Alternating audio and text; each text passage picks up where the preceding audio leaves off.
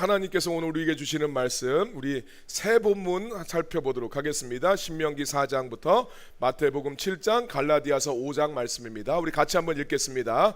이스라엘아, 이제 내가 너희에게 가르치는 규례와 법도를 듣고 준행하라.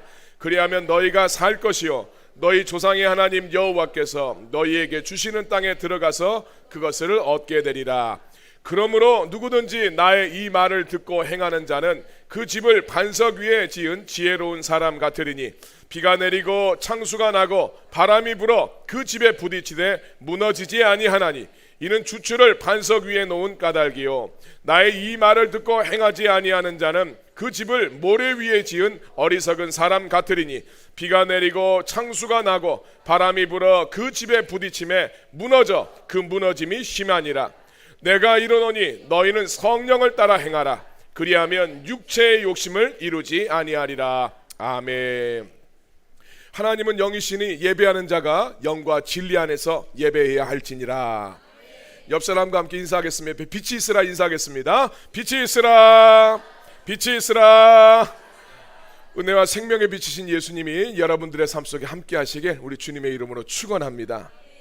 우리가 보다 더 나은 예배를 위해서 하나님을 찾는 사람, 하나님이 찾는 사람, 그래서 하차사라는 제목을 가지고 우리가 함께 매년 1월달 우리가 말씀을 나누고 있습니다. 2025년 올해는 예배의 기본 요소 중에서 말씀에 대해서 우리가 함께 은혜를 나누고 있는데, 오늘은 그 말씀 중에서 말씀을 묵상하는 것, 큐티에 대해서 함께 우리가 은혜를 나누도록 하겠습니다. 오늘날 많은 교회들에서, 안 하는 교회들도 있지만 제가 봤을 때 큰 교회들, 또 뭐 정말 본이 되는 어떤 이런 교회들은 다 큐티하는 걸 굉장히 강조합니다. 큐티가 굉장히 중요하고 강조가 되고 있는데, 왜 우리가 큐티를 해야 될까? 결론적으로 말씀을 드리면 큐티하는 삶이 우리 기독교적인 신앙생활의 기본적인 방식이기 때문에 우리가 큐티를 하는 것이 너무나도 중요하다 하는 것을 이해할 필요가 있습니다. 오늘 우리가 큐티가 기독교의 생활 방식이다라는 것을 우리 앞에 읽었던 이 세 본문을 통해서 우리가 함께 살펴보도록 할 텐데, 첫 번째,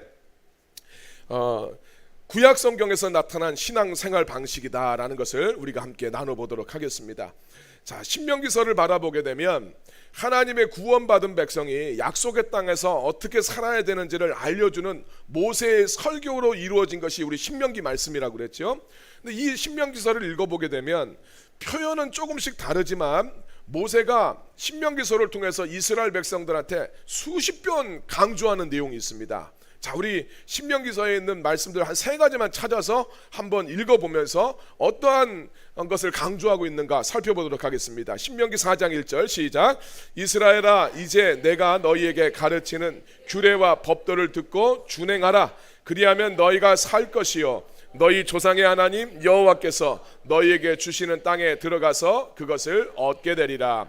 이스라엘아, 자, 신명기 6장 시작. 이스라엘아, 듣고 삼가 그것을 행하라. 그리하면 내가 복을 받고 내 조상들의 하나님 여호와께서 내게 허락하심 같이 젖과 꿀이 흐르는 땅에서 내가 크게 번성하리라. 7장 12절 시작. 너희가 이 모든 법도를 듣고 지켜 행하면 내 하나님 여호와께서 내 조상들에게 맹세하신 언약을 지켜 내게 인애를 베푸실 것이라. 아멘.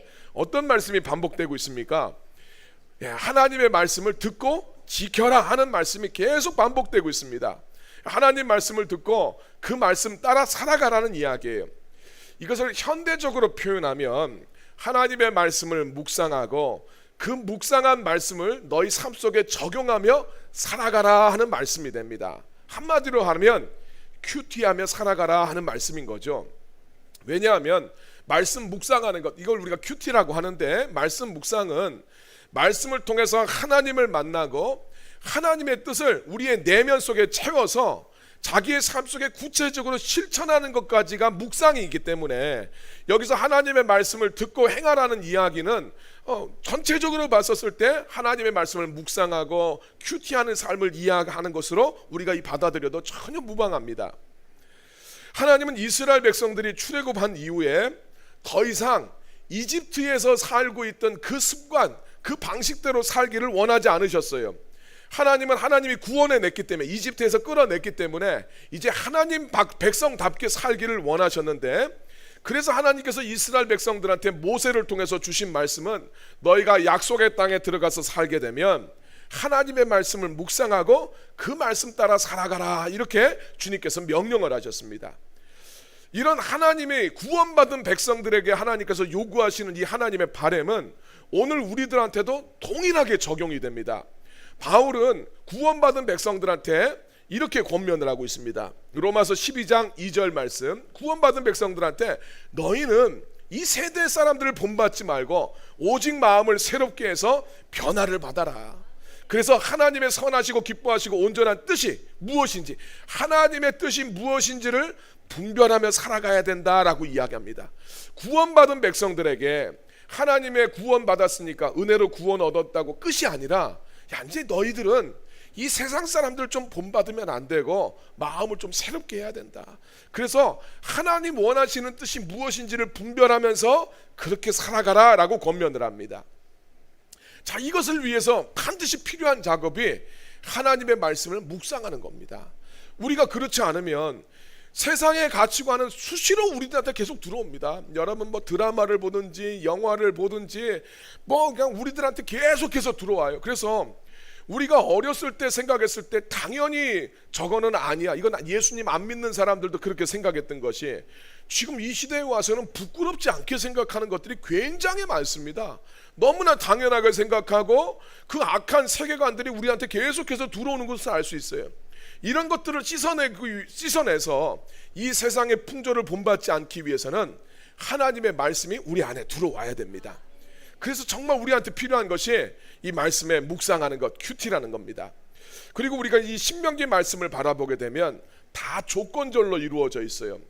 너희가 하나님의 말씀을 묵상하고 그 말씀대로 살아가면 거기에 따른 약속들이 나오죠. 그것에 대해서 이야기합니다. 야, 너희가 하나님 말씀을 기뻐하면서 그 말씀대로 묵상하면서 살게 되면 하나님이 주시는 땅을 너희가 얻게 되고 그 땅에서 너희가 복을 받아서 하나님 앞에서 번성하는 인생을 살게 될 것이다 라고 주님께서 축복의 약속들을 하고 있는데, 그 조건들이 다 뭐냐면 너희가 하나님의 말씀을 깊이 묵상하라는 거예요. 그 묵상한 말씀이 너희들의 삶을 복되게 할 것이다 라는 이야기입니다. 신명기 말씀을 바라보면 이제 땅에서 너희가 살게 된다고 했을 때 이 땅을 우리가 영적인 의미로 좀 생각을 해보면 이 두 가지 축복이 있는 거예요. 하나님 말씀을 묵상하면 영적인 축복이 있는 거예요. 정말 우리의 믿음을 지키면서 하나님 안에서 정말 우리 믿음을 가지고 더 살아갈 수 있는 비결이 뭐냐? 하나님 말씀을 묵상하는 것이고, 또 이 땅은 실제적인 땅의 축복이기도 해요. 그래서 육체적으로 너희가 하나님 말씀을 묵상하면서 그 말씀대로 살아가면 육적으로도 너희가 복을 받아서 하나님이 부어주시는 풍성한 은혜가 너희 땅의 복도 너희들의 삶 속에 있게 될 것이다 라는 말씀입니다. 자, 그래서 우리가 구약의 이 말씀을 통해서 구원받은 백성이 하나님의 백성답게 살아가려면 어떻게 살아가야 되는가? 하나님 말씀을 묵상하고 그 묵상한 말씀대로 살아가야 된다. 그렇게 살 때 영적으로나 육적으로나 풍성한 복을 받게 된다, 이렇게 정리할 수 있습니다. 자, 그럼 두 번째, 복음서에서 제시된 성도의 신앙생활 방식은 어떠한가? 자, 이것을 한번 살펴봐야 됩니다. 그 복음서에 제시된 것은 예수님이 원하시는 바죠. 예수님이 원하시는 바입니다. 마태복음 5장에서 7장, 우리 산상수훈이라고 알려져 있지요. 구원받은 백성이 어떻게 살아가야 되는가를 설명해 주는 말씀입니다. 예수님은 제자들에게 이 많은 사람들을 불러 모아서 마태복음 5장에서 7장의 이 말씀을 통해서 하나님 백성이 어떻게 살아가야 되는지 그 주님의 말씀을 쭉 설교하면서 알려주셨어요. 야, 너희가 이렇게 살아가야 된다, 저렇게 살아가야 된다 말씀을 주시고 나서 마지막에 이런 말씀을 덧붙입니다. 자, 우리 마태복음 7장 24절에서 27절 말씀, 이 말씀이 예수님이 쭉 알려주신 다음에 이 말씀을 덧붙여놨어요. 다시 한번 읽어봅시다. 시작. 그러므로 누구든지 나의 이 말을 듣고 행하는 자는 반석 위에 지은 지혜로운 사람 같으리니 비가 내리고 창수가 나고 바람이 불어 그 집에 부딪히되 무너지지 아니하나니 이는 주추를 반석 위에 놓은 까닭이요 나의 이 말을 듣고 행하지 아니하는 자는 그 집을 모래 위에 지은 어리석은 사람 같으리니 비가 내리고 창수가 나고 바람이 불어 그 집에 부딪힘에 무너져 그 무너짐이 심하니라. 아멘. 예수님은 하나님의 뜻대로 살아가는 법을 쭉 알려주신 다음에 이 지금 내가 너희들한테 가르쳐준 이 말씀들을 너희가 깊이 그 말씀을 듣고 그 말씀대로 살아가게 되면 너희 인생을 반석 위에 견고하게 세우는 것과 같이 될 것이다 라고 이야기합니다. 그러나 말씀을 듣기만 하고 그 말씀대로 살아가지 않으면 모래 위에 세운 연약한 인생이 될 것이다 라고 주님 말씀하세요. 자, 반석 위에 세운 견고한 인생과 모래 위에 세운 그 연약한 인생의 차이는 어디서 드러나는가? 오늘 말씀을 바라보면 비가 내리고 홍수가 나고 바람이 불 때 이 차이가 명백하게 드러난다고 이야기를 해요. 그러니까 견고한 믿음과 연약한 믿음은 평소에는 알 수가 없습니다. 근데 어떤 문제가 생겼을 때 인생 가운데 비가 내리고 홍수가 나고 인생에 바람이 불 때 이게 드러난다는 거예요. 그러니까 어떤 억울한 일을 당하거나 자존심 상하는 일을 당하고 어떤 손해를 보거나 무언가를 잃어버리고 뜻하지 않은 어떤 고난이나 어려움을 겪게 되면 이때 견고한 믿음과 견고하지 않은 믿음, 연약한 믿음이 확실하게 차이가 난다고 말씀합니다. 여러분, 우리 인생을 어디다 세워야 되겠습니까? 반석 위에 견고하게 인생을 세워야 되지 않겠습니까? 그래야 어렵고 힘들 때에도 환경의 지배를 받지 않는 그런 인생이 됩니다. 그런 인생을 살기 위해서 우리 주님이 말씀하신 게 뭡니까? 말씀을 듣기만 하는 것이 아니라 들은 말씀대로 너희가 살아야 된다라고 이야기합니다. 여기서 예수님께서 말씀하시는 말씀을 듣고 행하는 것, 우리 아까 전에 봤던 신명기의 말씀과 똑같습니다.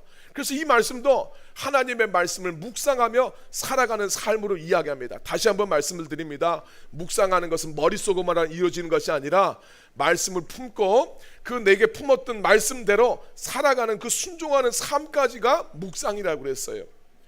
자, 우리가 하나님의 말씀을 묵상하고 그 말씀대로 살아갔을 때 그 인생이 반석 위에 세운 집과 같이 견고한 인생이 된다, 주님의 말씀을 합니다. 그래서 여러분, 하나님 말씀을 묵상하는 사람은 자기의 인생을 견고하게 세우는 사람이라고 말할 수 있어요. 여러분, 내 인생을 정말 견고하게 만들고 내 삶을 튼튼하게 만드는 비결이 뭐냐?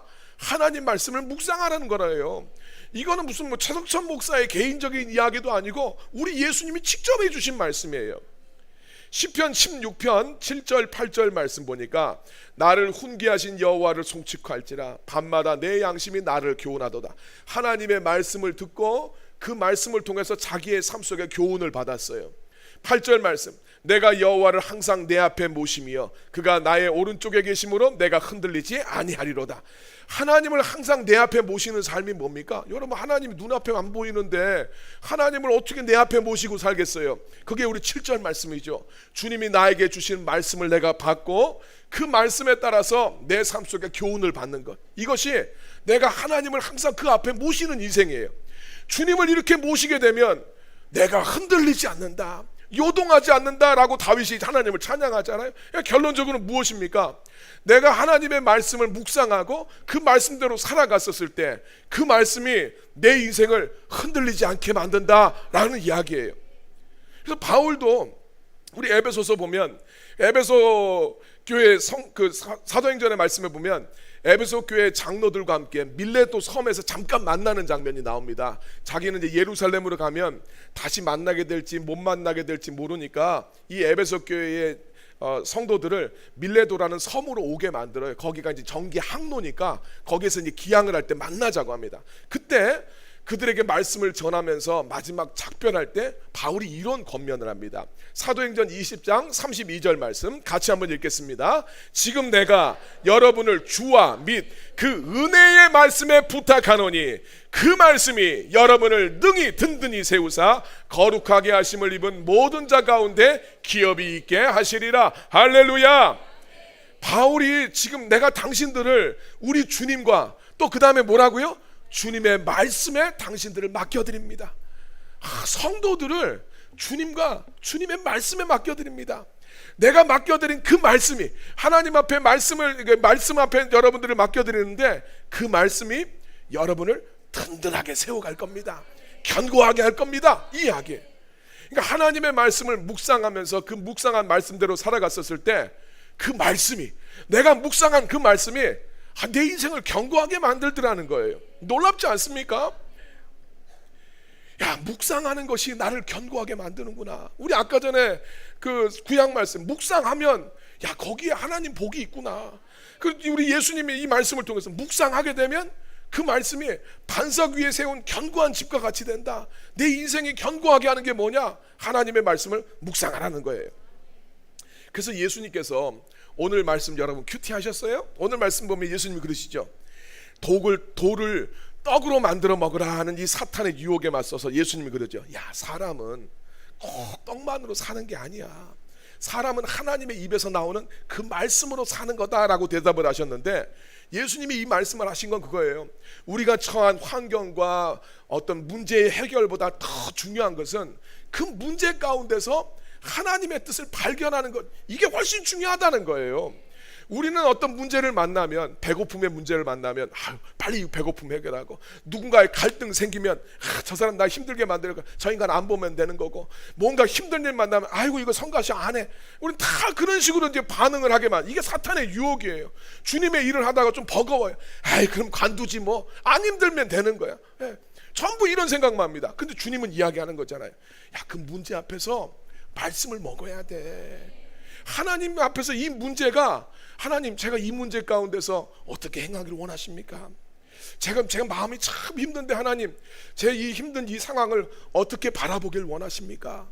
하나님 앞에 주님의 말씀을 묻고 하나님의 말씀을 취하는 것, 그 인생이 먼저라는 거예요. 광야에서 살아갔었을 때 하나님 왜 광야에 날 보내서 이게 아니라 이 광야 가운데서 내가 어떻게 하길 원하십니까? 하나님 이 상황을 내가 어떻게 해석하길 원하십니까? 이 주님 앞에 질문을 하라는 거죠. 이렇게 하나님 앞에 묻고 그 말씀이 내 안에 충만하게 되면 그 성도는 요동하지 않게 됩니다. 자, 그래서 여기 잠깐 정리하면 예수님도 말씀을 듣고 지켜라. 다시 말해서 말씀을 묵상하면서 그 묵상한 말씀대로 살아가라. 그랬었을 때 너희 인생에 어떤 시련과 환난이 와도 요동하지 않는 견고한 인생이 될 것이다. 주님이 이렇게 말씀해 주셨어요. 자, 그러면 세 번째로 서신서에서 나타난 신앙생활의 방식, 여기서 권면하는 게 무엇인가? 갈라디아서 5장 16절 말씀입니다. 같이 읽겠습니다. 내가 이르노니 너희는 성령을 따라 행하라. 그리하면 육체의 욕심을 이루지 아니하리라. 아멘. 바울은 육체의 욕심에 따라 살지 말고 성령의 인도하심을 받으라고 권면을 하는데, 구원받은 성도는 어떻게 살아가야 되는가? 성령님의 인도를 받아야 된다. 구원받고 나서도 여전히 본능 따라서, 세상 따라서, 육체의 욕심 따라 살면 안 되고 하나님의 인도하심을 받아야 된다. 우리 그러잖아요. 우리 주님이 구약 성경에서도 그렇고 신약 성경에서도 그렇고 구원받은 성도에 대해서 나는 평신도인데요, 이렇게 살아가라고 말씀하신 적이 없어요. 성경에는 평신도란 말이 없습니다. 여러분 출애굽기 19장 보면 하나님이 이스라엘 백성을 구원하신 다음에 이스라엘 백성들한테 그렇게 이야기해. 너희는 나에 대해서 제사장 나라가 되라. 베드로후서 2장 말씀에서 주님도 2장 9절에서 그러죠. 너희는 왕같은 제사장들이다. 네. 주님 말씀하신 거예요. 근데 여러분 우리 구약 성경을 보면 제사장이 어디에서 주님을 섬기고 성도를 섬깁니까? 성막에서. 네. 하나님을 만나는 성막에서 하나님을 섬기는 거예요. 그러니까 우리가 제사장으로, 구원받은 백성으로서 하나님이 우리를 제사장으로 불러보시는데, 오늘 우리가 제사장으로 살아가려면 어떻게 됩니까? 주님을 만나는 성막, 주님을 만나는 영적인 처소가 우리한테 있어야 되는 거예요. 그래야 오늘 우리가 세상에 휘둘리지 않고 세상의 정욕과 욕심대로 살지 않게 됩니다. 여러분 욕심대로 살면 인생을 잘 살 것이라고 생각하는데 그러지 않아요. 우리 야고보서에서는 그래요. 야, 욕심대로 살지 마라. 욕심대로 구한다고 되는 것이 절대로 아니다 라고 이야기합니다. 욕심대로 살면 자꾸 부딪힘이 옵니다. 내 욕심대로 살면 실수할 수밖에 없고 결국에는 후회가 남게 돼요. 성령님의 인도하심을 따라서 살게 되지 않으면 좌충우돌하면서 항상 실수가 많고 후회가 많은 인생을 살 수밖에 없습니다. 그러나 우리가 하나님의 말씀을 묵상하고 그 묵상한 말씀 따라 살게 되면 성령님의 인도하심을 받게 돼요. 여러분, 우리가 성령님의 인도하심을 받게 되면 그것이 곧 성령님의 보호 아래 살아가는 인생이 된다는 것을 여러분 기억하실 필요가 있어요. 여러분 성령의 인도를 어떻게 받습니까? 하나님의 말씀을 묵상하고 그 가운데서 정말 내가 이 말씀대로 살아갔었을 때 이게 성령님의 뜻대로 살아가는 거예요. 여러분, 우리 첫 번째 이 말씀의 시리즈를 하면서 이야기한 성경은 하나님의 감동으로 이루어진 책이라고 그랬잖아요. 하나님의 감동으로 이루어졌으니까 우리가 말씀을 묵상하고 말씀대로 살아가면 당연히 성령님의 인도하심 가운데 사는 것이고, 그 성령님의 인도하심 가운데 살았을 때 당연히 주님께서 보호하시고 그 삶을 지키시는 것을 믿으시길 바랍니다. 그래서 정말 말씀을 묵상하고 말씀대로 살아가는 것은 자기 인생을 복되게 만드는 지혜로운 일이라는 것을 기억하실 필요가 있어요. 자, 그러기 위해서 정말 우리가 이제 중요한 것이 뭐냐? 하나님을 만나는 영적인 처소를 마련해야 돼요. 우리의 삶 가운데 하나님을 만나는 영적인 처소, 제사장으로 살아가려면, 구원받은 백성으로 살아가려면 그냥 살아가는 것이 아니라 영적인 처소가 있어야 돼요. 우리 여러분, 구약의 제사장들이 일했던 성막 안에는 등불이 켜져 있어요. 밤이 돼도 그 안에는 불이 있어요. 성막 바깥에 있는 사람은 인생의 밤이 오면 견딜 수 없어요. 외로워하고 무서워하고 두려워합니다. 그러나 내 인생 가운데 성령의 조명이 있고 하나님 말씀의 인도하심이 있게 되면 그 인생은 인생의 밤이 와도 거기에 요동하지 않아요. 그래서 성도의 삶의 자리에는 언제나 하나님을 만나는 영적인 처소가 있어야 됩니다. 성경을 보면 하나님은 어떻게 하든지 우리 인생을 도와주길 원하시고 복주고 싶어 하기를 원하십니다. 그런데 하나님이 복주고 하나님 우리를 지켜주시려고 해도 사람이 하나님의 말씀을 알지도 못하고 그 말씀을 묵상해서 순종하려 하지 않으면 하나님이 도와주고 싶어도 도움을 받을 수가 없고, 하나님이 복을 주시고 싶어도 복을 받지 못하는 인생이 되는 거예요. 우리가 하나님 앞에 내 인생에 대해서 묻는다는 것은 내 삶의 주권을 주님 앞에 넘겨드리는 것이 됩니다. 그리고 우리가 하나님의 음성을 듣고 순종했을 때 하나님을 내 삶의 실질적인 주인으로서 인정하는 것이 돼요. 우리가 인생을 살면서 하나님을 내 인생의 주인으로 고백하고 내 삶을 주님 앞에 맡겨드리는 것은 너무너무 중요합니다. 그래서 여러분, 인생을 살아가면서 큐티의 삶이 이렇게 이루어지는 거예요. 내 인생을 살아가면서 하나님 앞에 내 처지와 내 상황들을 여러분이 말씀을 드리는 겁니다. 내가 어떻게 살아가야 되는지, 어떤 생각을 해야 되는지 하나님의 뜻을 물으실 필요가 있어요. 하나님, 제가 지금 억울한 일을 당했습니다. 하나님, 제가 실직을 하게 됐습니다. 하나님, 제가 돈을 잃었습니다. 하나님, 제 건강이 이러합니다. 하나님, 내 자녀에게 이런 문제가 생겼습니다. 하나님, 우리 부부 가운데 이런 어려움이 있습니다. 우리 집안에 지금 이런 어려움이 있습니다. 어떻게 하면 좋겠습니까? 이런저런 상황이 발생했었을 때 하나님, 이 상황에서 제가 어떻게 생각하고 어떻게 판단하길 원하십니까? 또 제가 어떻게 결정하길 원하십니까?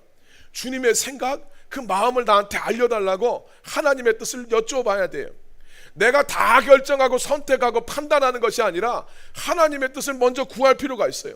그러면서 여러분들이 지속적으로 이 질문을 가지고 하나님의 말씀을 묵상을 하게 되면 하나님은 우리의 말씀을 통해서 우리가 던진 질문에 대한 대답을 허락해 주세요. 큐티하는 게 바로 이런 거예요. 내 삶의 문제를 가지고 주님 앞에 여쭤보는 거예요. 하나님, 참 오늘 이런저런 속상한 마음들이 있는데 어떻게 하면 좋겠습니까? 주님의 지혜를 알려달라고. 그러면서 여러분들이 큐티를 해나가시는 겁니다. 그렇게 되면 하나님은 지금 내가 직면하고 있는 상황에 대해서 내가 어떻게 하기를 원하시는지 말씀을 통해서 우리한테 알려주십니다. 그게 하나님의 음성을 듣는 거예요. 그리고 나서 그 들은 음성대로 순종해 가는 것이 성도의 기본적인 삶의 모습이 돼야 됩니다. 정말 이렇게 하나님의 뜻을 묻고 그 음성을 듣고 기도하면서 순종해 나아가게 되면 그 삶이 진짜 파워풀한 인생이 돼요. 이렇게 살아갔었을 때 그 인생에 어려움이 안 오는 것은 아니지만 어려움 속에서도 요동하지 않는 거예요. 인생이 막막할 때 어떻게 살아가야 되는지 그 길을 주님께서 알려주시는 거예요. 근데 이런 과정들을 다 생략하고 그냥 내 소견에 좋아 보이는 대로 내 계획대로 내가 선택하고 내가 다 합니다. 그렇게 살아가면 내 삶 속에 문제가 해결될까? 그건 더 어려워지더라는 거죠. 대표적으로 우리 성경 말씀 보면 아브라함이 그렇지 않습니까? 창세기 12장에 보면 아브라함이 하나님의 인도하심에 따라서 약속의 땅에 오게 됐는데 가나안 땅에 와서 기근을 만나게 되잖아요. 난생 처음 기근을 당하게 되니까 아브라함도 굉장히 당황하게 됩니다. 하나님 말씀 따라 약속의 땅에 왔는데 왜 기근을 만나는가? 근데 그때 아브라함이 주변 사람들을 보니까 사람들이, 이 가나안 사람들이 기근을 피하기 위해서 이집트로 갑니다. 그러니까 아브라함도 그 사람들 따라서 자기도 이집트로 갔어요. 그런데 어떤 일이 벌어집니까? 자기 아내를 파라오한테 빼앗기는 문제를 만나게 되죠. 원래 아브라함의 문제는 기근 때문에 죽을 것 같아서 남들 따라서 이집트로 가게 됐는데 이집트로 가게 돼서 기근의 문제는 해결합니다. 그런데 자기 아내를 빼앗기는 전혀 예상하지 못한 문제를 만나서 죽을 것 같은 고통을 또 느끼게 되는 거예요. 아브라함의 문제가 뭡니까? 문제를 만났을 때 하나님 앞에 묻지 않는 거예요. 영적인 처소를 마련하지 않은 거예요. 아브라함은 이 문제가 생겼을 때, 기근이라는 문제가 생겼을 때 영적인 처소를 마련해서 하나님 앞에 여쭤봤어야 돼요. 하나님, 다들 이집트로 가는데 저 어떻게 해야 될까요? 하나님 앞에 여쭤봐야 됩니다. 그러면 하나님은 분명히 말씀해 주셨을 텐데 묻지 않음으로 인해서 또 다른 문제를 만나서 여전히 고통 아래서 살게 되더라는 거죠. 여러분, 우리가 하나님께 묻고 그 음성을 듣고 그분의 음성에 따라 살게 되면 하나님께서 약속하신 이 복을 누리게 됩니다. 이거 우리 신앙인들의 기본적인 패턴, 이게 돼야 돼요. 내가 처한 지금 상황에서 하나님 앞에 묻는 거예요. 그리고 하나님의 말씀을 통해서 묵상해 나갑니다. 여러분, 근데 이게 하루아침에 다 되는 것이 아니고 큐티하는 그 삶을 통해서 이루어져요. 어떤 문제를 놓고 여러분이 일주일이든지 한 달이든지 진지하게 주님 앞에 머무르셔야 됩니다. 우리가 하나님의 음성을 듣겠다고 해서 맨날 그냥 무슨 성경을 탁 펴서 펴지는 말씀대로 살겠습니다. 이거는 신앙의 모습이 아니에요. 그 질문을 가지고 주님 앞에 머무르시고 주님의 말씀을 듣고 여러분들이 묵상해 나가면 하나님 알려주시는 거예요. 우리 성경적인 신앙생활 방법은 다른 게 아니라 영적인 처소를 마련해서 내 상황을 주님 앞에 말씀드리고 하나님의 말씀을 묵상하고 그 음성을 듣고 그 묵상한 말씀대로 살아가는입니다. 이 과정을 통해서 자기의 삶을 복되게 만들고 자기의 삶을 견고하게 만들고 성령님의 인도하심을 받아 살아가는 것, 이게 우리 성도들의 삶인 것을 믿으시길 바랍니다. 세 번째로, 그러면 이렇게 하나님의 말씀을 묵상하는 삶을 통해서 어떤 목적을 위해서 이렇게 하나님의 말씀을 묵상하며 살아가는가, 몇 가지로 우리가 정리를 하면서 나아가도록 하겠습니다. 자, 우리가 영적인 처소를 마련한 이유, 첫 번째, 승리하는 삶을 위해서입니다. 요한일서 5장 4절 말씀, 무릇 하나님께로부터 난 자마다 세상을 이기느니라. 세상을 이기는 승리는 이것이니 우리의 믿음이니라. 그렇습니다. 하나님께로부터 난 자마다 세상을 이긴다고 그랬어요. 근데 세상을 이기는 것은 결국 믿음이다라는 이야기죠. 여러분, 믿음이 어디에서 납니까? 하나님의 말씀을 들을 때 나잖아요. 큐티를 통해서 묵상된 말씀이 내 믿음을 견고하게 만들고 승리하게 만들어요. 우리가 예수님을 믿지만 세상이 우리를 가만히 내버려 두지 않습니다. 마귀는 끊임없이 세상의 가치관, 세상의 풍조를 우리들의 삶 속에 침투시켜서 하나님께 순종하지 못하도록 우리를 주저앉혀요. 세상적인 생각이 들어오면 하나님 말씀에 여러분 순종 안 됩니다. 우리가 당연히 이거 하나님의 뜻이라고 알고 살아가면서 순종하고 있는데 세상적인 생각이 들어오면, 여러분 주일날 아침에 세상적인 생각이 들어오면 왜 여기 나와서 이렇게 합니까? 평상시에 우리가 바빠 죽겠는데 주일 아침에 몸도 쉬어야 되고 어디 놀러도 가야 되고 다 그렇게 살지 왜 우리가 여기 나와서 어렵게 이렇게 예배 드립니까? 세상적인 생각이 들어오면 하나님 말씀에 순종이 안 돼요. 세상적인 생각을 하나님의 말씀으로 몰아내야 되는데 이 영적인 싸움은 죽을 때까지 계속해야 됩니다.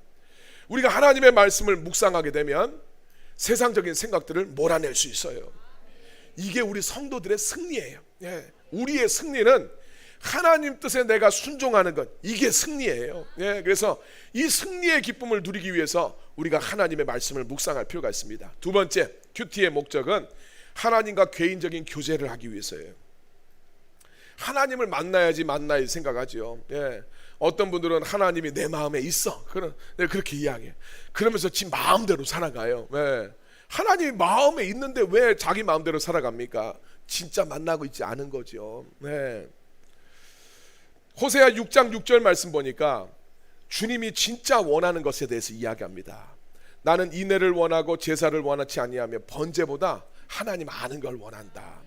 여기서 하나님 아는 것은 하나님과 친밀한 관계죠. 하나님에 대한 정보가 아니라 하나님과 나 사이의 그 친밀한 관계를 이야기합니다. 성경에 있는 하나님을 내 삶 속에서 직접 경험하는 거예요. 이게 하나님을 아는 거예요. 하나님과 나 사이에 지극히 친밀하고 개인적인 이 체험을 통해서 내가 하나님을 알아가는 것. 우리가 큐티하는 목적은 바로 그겁니다. 성경에 있는 기드온이 겪었던 하나님, 다윗을 겪었던 하나님, 그 하나님이 아니라 그 하나님이 오늘 내 삶 속에서도 동일하게 역사하시는 하나님이시라는 것을 우리가 체험하기 위해서 큐티할 필요가 있어요. 세 번째 큐티의 목적은 하나님의 인도와 보호를 받기 위해서입니다. 우리가 하나님을 알게 되면 알게 될수록 우리의 믿음이 깊어지고 확신 가운데 살아가게 되죠. 하나님 신뢰하게 되면 자연스럽게 우리가 하나님의 인도하심을 받게 되는데, 아까 우리 설명드렸듯이 하나님의 인도하심에 따라 살게 되면 자연스럽게 주님의 보호 아래 살게 됩니다. 자, 우리가 이렇게 성령님의 인도하심을 받고 하나님의 보호 아래 살기 위해서 우리 묵상을 할 필요가 있다는 거죠. 네 번째, 큐티를 왜 하는가? 주님의 성품과 인격과 삶을 담기 위해서, 우리 예수님 담기 위해서 큐티해야 된다라는 이야기입니다.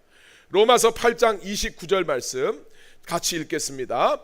하나님이 미리 아신 자들을 또한 그 아들의 형상을 본받게 하기 위하여 미리 정하셨으니 이는 그로 많은 형제 중에서 맏아들이 되게 하려 하심이니라. 아멘. 왜 주님이 태초부터 우리를 불러서 하나님의 백성으로 삼으셨냐? 예수님의 형상을 담게 하기 위해서다라는 이야기입니다. 주님의 성품과 인격을 담는 것은 어느 날 한순간에 딱 이루어지지 않아요. 매일 하나님의 말씀을 묵상하는 시간들이 우리 안에 쌓이면서 우리 안에 서서히 이루어져 가는 겁니다. 성경을 묵상하고 그 묵상한 말씀에 따라 살게 되면 자연스럽게 우리 안에서 그리스도의 성품이 나타나게 돼 있어요. 내 안에 말씀이 담겨져 있으면 말씀의 생각이 나갑니다. 여러분 그러잖아요. 차를 바꿔야 되겠다 생각하는 사람은 지나가면서 다 자기가 바꿀 차들만 보여요. 예. 야, 내가 어떤 차를 사야 되겠다 생각하면 저기도 저 차가 있네, 저기도 저 차가 있네, 그쪽으로 갑니다. 예. 사람의 마음이라는 것은 내 안에 담겨있는 생각 따라서 보이게 되어 있어요. 내 안에 뭐가 담겨 있느냐가 그 사람이 말하는 안에서 다 그게 나옵니다. 예. 내 안에 하나님이 담겨져 있으면, 말씀이 담겨 있으면 입술에서 하나님 말씀이 자꾸 나오게 돼 있어요. 자, 그래서 우리가 주님을 담기 위해서 말씀을 묵상한다. 다섯 번째 큐티의 목적은 주님의 사역을 잘 감당하기 위해서 큐티를 해야 됩니다. 여러분, 우리가 주님의 교회 안에서 이런저런 사역도 하고 주님을 섬기는데 그런 것들을 우리가 잘 감당하려면 말씀 묵상이 필요해요. 성숙한 교회 공동체는 하나님의 뜻에 합당하게 사역하는 사람들이 많은 교회가 성숙한 교회입니다. 그래서 예수님을 보면요, 우리 이제 누가복음 보잖아요. 주님이 진짜 바쁘셨어요. 예, 막 병자들이 밀려오니까 이 병자들 고쳐주신다고 주님이 너무 바쁘시고 말씀도 가르쳐 주시고 눈꽃 뜰 새 없이 바쁘셨습니다. 그런데 우리가 딱 주목해 보는 것은 주님이 하나님을 만나는 그 주님과의 만남의 시간을 꼭 가지셨다는 거예요. 예수님이 말씀 자체이니까 예수님이 뭐 말씀을 묵상하셨다 이런 이야기는 성경에 나오지 않아요. 그런데 주님이 하나님과의 만남의 시간을 꼭 가지셨어요. 기도의 시간을 가졌죠. 우리가 사역을 잘 감당하기 위해서는 영적인 처소로에서 우리 하나님을 만날 필요가 있어요. 종종 우리는 그런 생각을 하죠. 내가 보기에 좋은 일을 하면 이게 하나님의 뜻이라고 생각을 하는 경우가 되게 많아요. 근데 여러분, 주님의 교회를 섬길 때는 내가 보기에 좋은 일이 아니라 하나님의 뜻에 합당하게 교회를 섬길 필요가 있어요. 이거를 분별할 수 있어야 됩니다. 내가 좋아 보이면 이게 하나님께도 좋겠지, 그렇지 않다는 거예요. 교회 안에서는 하나님의 뜻을 분별할 필요가 있습니다. 하나님의 뜻을 구하지 않고 자기가 보았을 때 좋은 일을 하게 되면 많은 갈등과 부딪힘을 경험하게 돼요. 예. 지난주에도 말했지만 자기 의라는 것도 이거랑 굉장히 비슷해요. 예. 하나님의 뜻에 합당하게 교회를 섬기고 나의 사역이 진짜 교회의 유익이 되게 하기 위해서 반드시 말씀 묵상하셔야 됩니다. 사역을 하면 힘든 일도 오고 낙심하기도 되고 속상한 일도 옵니다. 안 하는 사람 별로 그런 게 없어요. 교회 안에서 다른 성도들 만나지 않으면 교회 안에서 속상할 일 별로 없습니다. 한 발 빼고 있으면 없어요.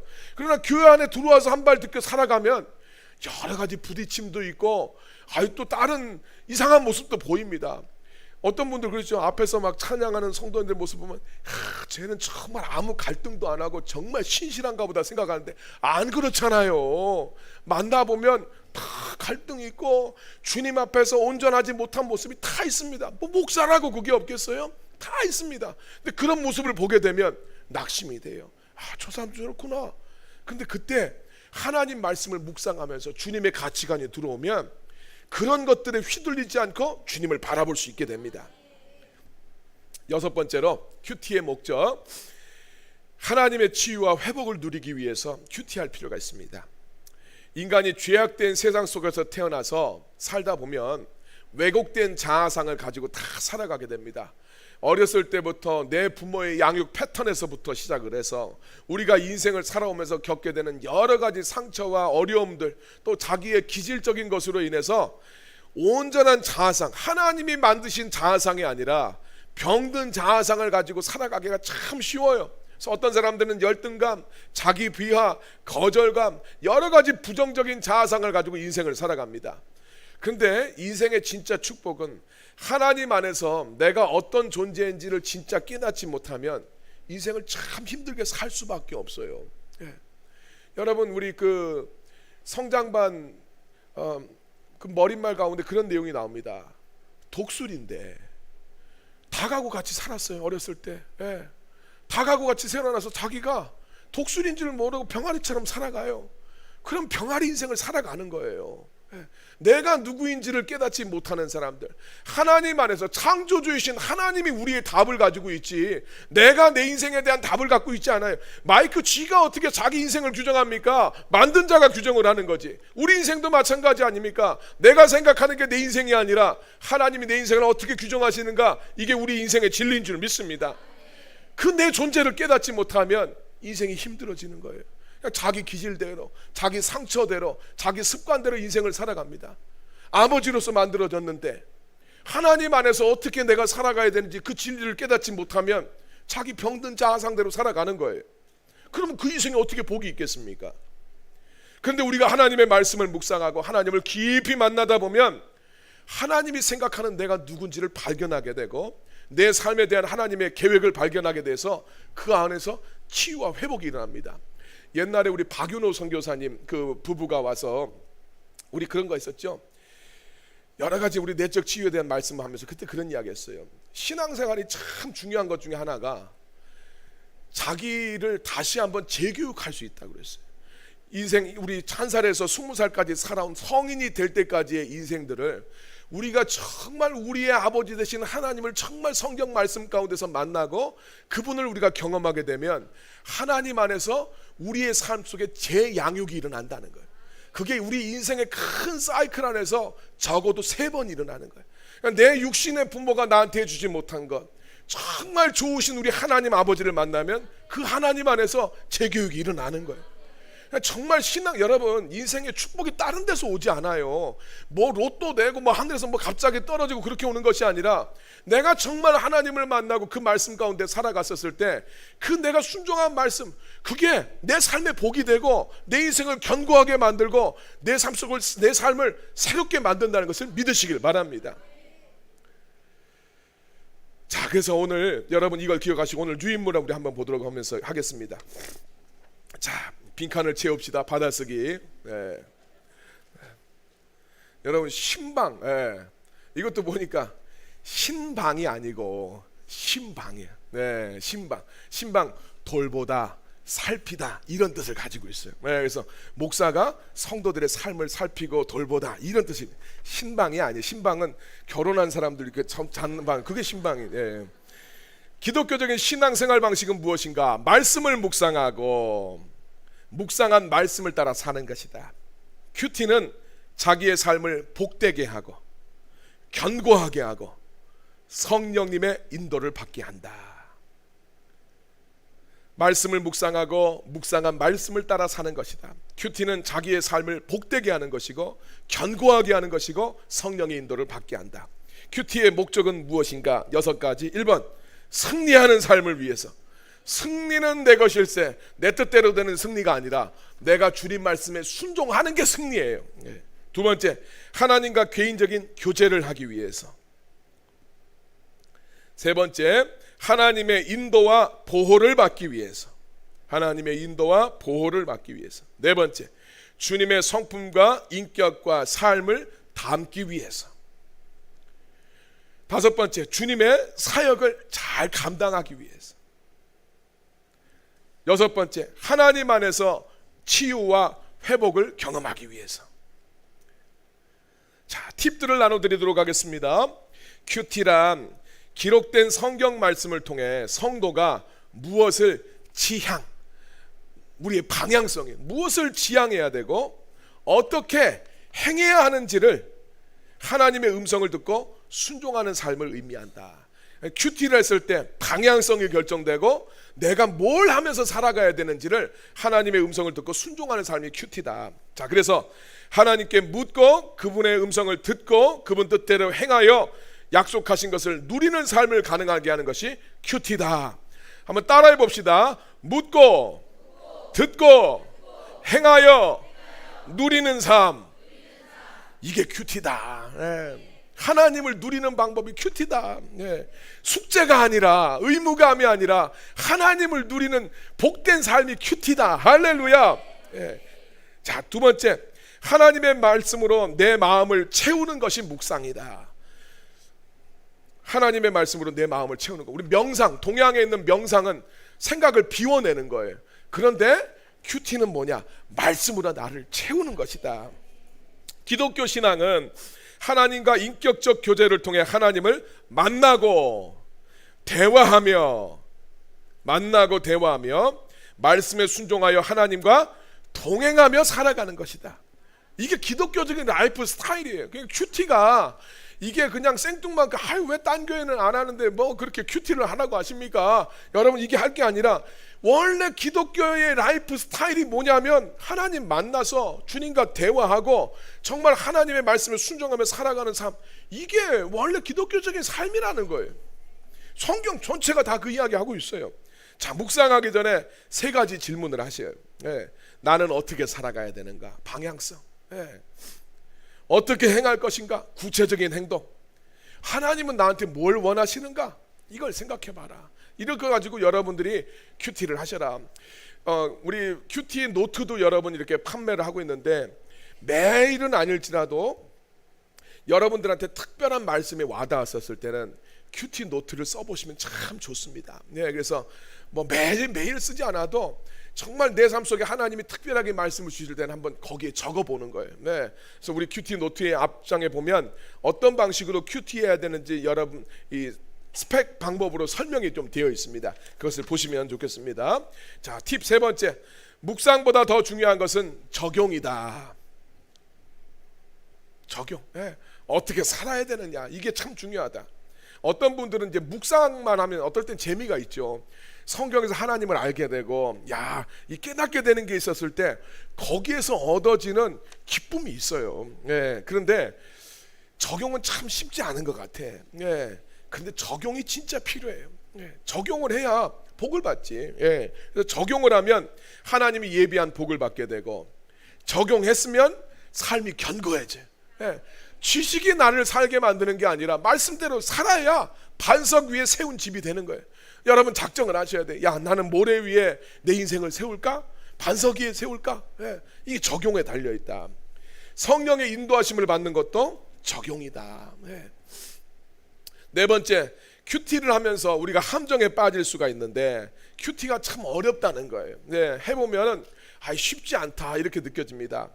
그럴 때 우리 이 함정에 빠지지 않으려면 4가지가 중요합니다. 첫 번째, 큐티를 하는 내 태도를 분명하게 할 필요가 있어요. 큐티는 아까 전에 이야기했죠. 하나님과 만나서 교제하는 거라고 했어요. 하나님과 사귐을 갖는 거야. 내가 하나님 믿는 사람으로서. 그러니까 율법적으로 접근하지 마세요. 그래서 하루 못하고 지나갔으면 야 내가 어제 것까지 해야 된다 이렇게 생각하지 마시고 오늘부터 다시 시작하시면 돼. 예, 오늘부터. 그래서 중요한 것은 말씀의 묵상이 내 일상의 습관이 되게 하는 것. 이게 참 중요합니다. 습관이 되게 만들어라. 두 번째, 성경 우리 큐티하면서 어려운 것은 성경을 너무 몰라서 그래. 예. 성경을 아는 만큼 묵상도 깊어집니다. 예, 이건 정말 틀림없어요. 성경을 보실 때 스토리, 구절, 단어를 보면서 우리가 교훈을 이제 얻는 것이요. 성경을 파악하는 거예요. 그래서 여러분 지금 통독을 열심히들 하고 계시는데 성경을 통독하시면 큐티도 달라집니다. 네, 확실히 달라집니다. 그런데 잘 아셔야 될 것은 큐티는 큐티일 뿐 성경 공부는 아니에요. 예, 성경에 막 주석을 단다고 생각을 하시면 절대로 안 돼요. 그래서 큐티를 하면서 제일 중요한 것은 우리 여러분 양육반 책 중에 그거 있죠? 말씀과 함께 하나님과 함께. 우리 유진소 목사님 그 책에 보면 경향성이라는 이야기나 내가 어딜 향하고 있는가. 큐티를 해야 되는 가장 큰 목적은 저는 거기 있다고 생각해요. 내 삶의 방향을 어디다가 바라볼 것인가 하는 이야기입니다. 세상을 향해서 나가면 지금 내가 믿음의 자리에 있어도 세상으로 나갑니다. 그런데 하나님을 향하고 있으면 지금 내가 세상 쪽에 더 가깝다 할지라도 나중에 결국은 하나님 쪽으로 가까워가게 돼요. 그래서 우리가 여러분 이 세상 살아가면서 특별히 강조하지 않아도 여러분 어떻게 살게 되는, 여러분 다 마음은 직장으로 가요. 예. 돈 어떻게 벌까 여기로 강조하지 않아도 여러분의 마음은 그쪽으로 쏠려갑니다. 내 가족 여기로 우리 마음 다 쏠려가요. 그런데 그렇게만 살면 그건 본능대로 사는 거야. 안 중요한 게 아닌데 우리의 육체 필요하죠. 예수님도 그랬어요. 그것이 너희 가운데 있어야 할 줄을 우리 주님도 아신다 그랬어요. 그런데 예수님 말씀하셨죠. 그게 아니라 먼저 그의 나라와 그의 의를 구하라고 하셨어요. 우리의 예수 믿는 사람들은 하나님이 우리의 방향이 돼야 돼요. 그 우리의 방향을 붙잡는 데 있어서 큐티만큼 중요한 게 없어요. 이슬람 저 사람들은 하루에 뭐 5번인지 몇 번 계속 하잖아. 저게 지들의 방향성을 결정지어요. 쟤들은 무슨 경전도 잘 읽지도 않고 몰라요. 예. 그런데 그게 자기들의 방향을 결정. 그러니까 저놈들은 막 폭탄 막 입고 막 이런 테러도 하는 이유가 바로 거기에 있어요.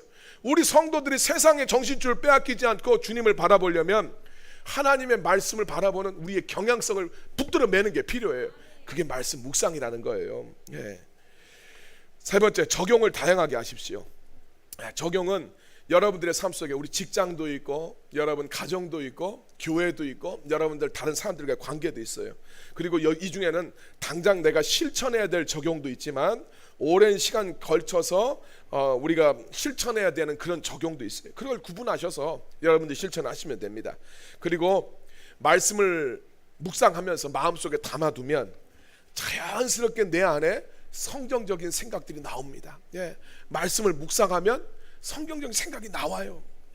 네 번째, 큐티 모임에 참여하실 필요 있어요. 큐티는 나눔이 굉장히 중요합니다. 나누게 되면 다른 사람들의 내가 받은 것과 다른 사람들이 그 말씀을 통해서 받은 은혜가 훨씬 배가가 돼요. 그리고 또 하나, 큐티 나눔을 위해서 우리가 모이게 되면 그것이 나를 큐티의 자리에 붙어 있게 만들어요. 목사가, 그렇죠, 저도 뭐 큐티 못할 때 많아요. 예. 그런데 목사가 여러분들보다 더 붙어 있게 되는 게 뭔지 아십니까? 제가 설교해야 되고 그 말씀 전해야 되니까 목사의 직이 저를 붙어 있게 만들어요. 예. 그래서 여러분 하나님의 말씀의 자리에 여러분들을 붙들어 매세요. 그래서 다른 성도님들과 함께 큐티 나눔을 하시면 이것이 나를 큐티의 자리에 붙어 있게 만들어요. 자, 마지막, 큐티를 열심히 하는 것은 말씀 중심으로 산다는 것을 의미한다.